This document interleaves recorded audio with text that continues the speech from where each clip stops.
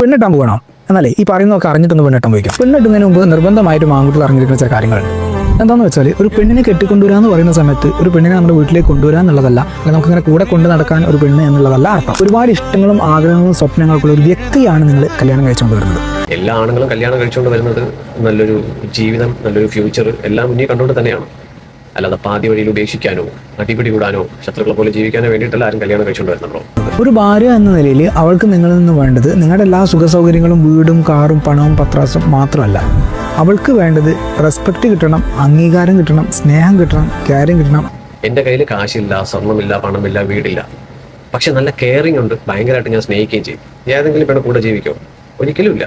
അല്ലെങ്കിൽ ഏതെങ്കിലും അച്ഛനമ്മമാർ കല്യാണം കഴിച്ചു തരും? ഇല്ല. പക്ഷെ പരസ്പരം സ്നേഹിക്കണവർ ഇറങ്ങി വരാൻ ചാൻസ് ഉണ്ട്. കാരണം അതിൻ്റെ അടിസ്ഥാനം എന്ന് പറയുമ്പോൾ സ്നേഹമാണല്ലോ.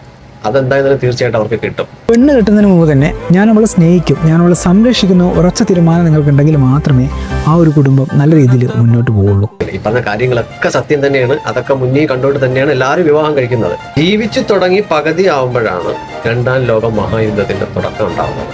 പ്രോ ഉപദേശിച്ചൊരു വീഡിയോ ചെയ്യണമെങ്കിൽ രണ്ടു കൂട്ടർക്കും മനസ്സിലാവുന്ന രീതിയിൽ ഒരു വീഡിയോ ചെയ്യാം. ഏകപക്ഷീയമായിട്ട് സംസാരിക്കാം.